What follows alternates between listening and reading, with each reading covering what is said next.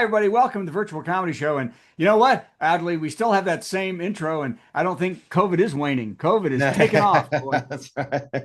I think the guy that was supposed to be here's got it. Actually, got so I think Yes. I wore a mask all 8 hours on planes yesterday. I wore a mask and I hid in my cabin. I don't know. Drew works the ships. Drew, do you like me? Are you hiding in your cabin most of the time? That's what I do.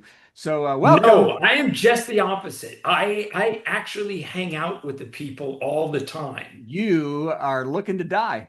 Anyway, well, No, but I literally just flew home yesterday, and the woman next to me clearly had the plague because she coughed the entire time. Nice. me too. I had the same thing just happen. So, well, Yeah. all right. Well, welcome to the Virtual Comedy Show. I am Brad Tassell, who believes it's always great not to work. I think that's to do as little as possible. But that is not true of our star, Steve Goody, everybody. 15 hours a day, this guy, playing, recording, writing, practicing, God knows what instrument this time. What is it, a hydrolophone, Steve? I've been practicing my didgeridoo. Didgeridoo? How about your glass harmonica? Have you ever tried That's coming one? along too, but I keep I know, who knows? hyperventilating on that. It could be so many things. And usually Patty is here, but Patty is right now in Paris, elbows out, fending off all those bracelet scammers, trying to force things on your wrist and demanding money. She's taken the kids and got the elbows up,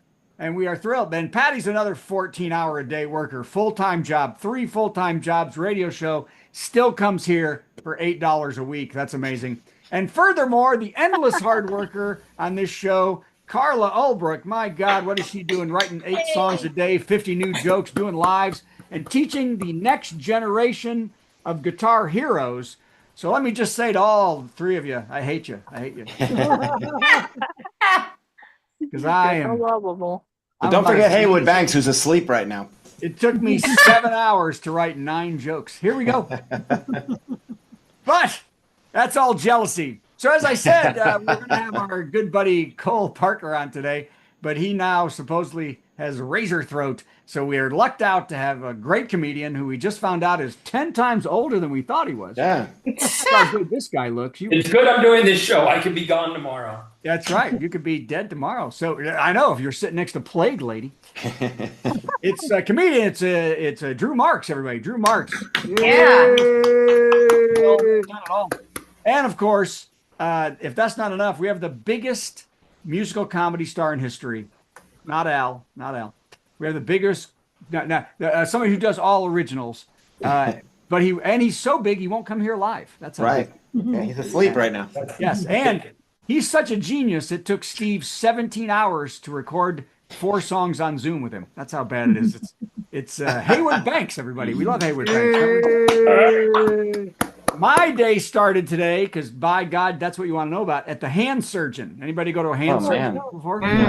I have mentioned in the past that I have Dupuytren's contracture, meaning lumps and weird cords in my hand that affects 1 in 4 men of kind of Northern European descent. And last year I went to a doctor in Louisville who said he wouldn't do anything till my hand was literally a claw. Well, that's where we are. This is how far I can open my hand right there. That is that is see that big lump right there. So I went in today to a new hand surgeon who walked in. He pushed my hand and he goes, okay, we'll do surgery in a couple of weeks. I'm going to cut your hand from your palm to the middle of this finger. I'm going to move all the nerves, cut out the lumps in the cord. You'll wear a brace for 4 weeks, and then you can't move it for a month. And I was like, whoa, doc. I was like, stop. This is my first time meeting you. I said, maybe buy me dinner before we go to 4th base. You know what I mean? I think that's like right to the sex. We're not doing it. I said, I want to know, I've never seen somebody so blasé about just jumping into surgery and me ending up with a 6-inch scar on my hand and immobile for a month because I thought he would do some injections and then maybe some therapy, not a $20,000 surgery just on a whim. And I even said, isn't that a little extreme? I said, is that a little extreme? And he goes, literally, this is the quote. Well, I've been doing this for 30 years, but you do what you want. So, my experience doesn't mean anything to you. And that's exact. And then he walked out. And Man. I've never felt so dirty. I don't know. I just felt used and abused. So, okay. So that was my day. All right. Well, here we go. I wrote some jokes. Companies are punishing employees for making comments about Charlie Kirk. Yep. Firing them, getting them in trouble. But oddly, they can still dance around on the job in their underwear yelling, "Look, I'm Paul Pelosi in a fight with my lover," and no one has a problem. Why is that, everybody? Okay. Didn't say that was funny, just said it was real. There you go. That's Okay. true. Okay, it is true. You know, it's better when they're true, isn't it? Yes. Instead of having a punchline. Well, let's try this one. Teachers are saying that AI cheating is off the charts by high school students. Off the charts. The educators are shocked the amount of cheating the AI they're using to grade their students' work is telling them about. Good one. That was a good one. That was good. You get an A for sentence structure on that. That was That was tricky. good, yes. Well, that was hard to put because Yeah. you had a lot of the same word bouncing That's what I'm around. saying. You know, the TSA has banned some curling irons, ladies or men. Todd Chappelle, curling irons. See, he doesn't have if you were here last week, you saw that he doesn't have it. The TSA has banned some curling irons for the first time, and also for the first time in history, women, when they're going to security, are saying, "Hair, no, this is a sex toy." Okay, because that thing can take two. That's okay. Just like you can take turtles too. You don't have to put them in your bra. Anybody remembering? Yeah, I stopped doing that. I know, me too. Put them in our pants. Little snapper. The Emmys were last night. Did you all watch the Emmys last night? No. Nobody did. The Emmys were last night, and man, Nate Bargatze really did what he does best: not offend anybody. I think that's his major skill. The awards were also a turning point because a show that was actually partly a comedy won the comedy award. So that was kind of nice. Wow. Yeah, is that amazing? The Bear didn't win comedy. Stephen Colbert won for best talk show, and CBS said his acceptance speech cost the network $200 million. All right. So they just can't have another one. They can't. They're done with that because it costs so much. And the $1,000 a second rule got a little long in the tooth. I don't know if you watched the whole setup. It was good that they didn't actually take away $1,000 every time that bit wasn't funny. The Boys and Girls Clubs would owe Nate $30,000 right now. That was the longest running nothing I've ever seen in my life. I love Nate. That wasn't good. Okay.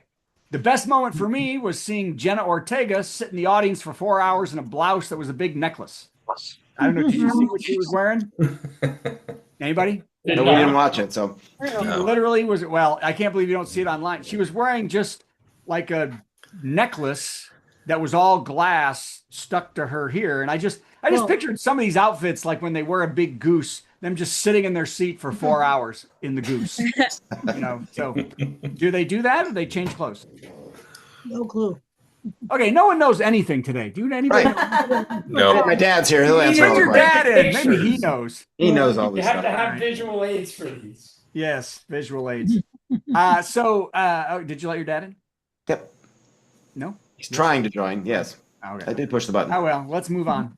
Fox host Brian Kilmeade, is that how I say that guy's name? Yes. Okay. Fox host Brian Kilmeade has apologized after saying homeless people need to be killed. Wow. What? But he meant What? only if they were Democrats. Yeah. And then he got a raise and a cabinet position. 89-year-old Woody Allen said Jeffrey Epstein couldn't have been nicer. Oh, God. Epstein's department. Couldn't have been nicer, everybody. God. And he never saw him with an underage girl. Well, that fixes everything, doesn't it? He also said that all the drinks Bill Cosby ever handed him tasted fine. And that when P. Diddy asked to play his clarinet, he thought he meant the clarinet. Okay. You know what Diddy was playing? Okay. A fourth grade teacher spread peanut butter and jelly all over herself in class after a writing assignment she gave the class to describe how to make a peanut butter and jelly sandwich. She acted out what they wrote. The exercise was to get her students to learn more about how important detail is in writing. Later, she confirmed she got the idea for the assignment from 4 things she wouldn't do in a text from her husband.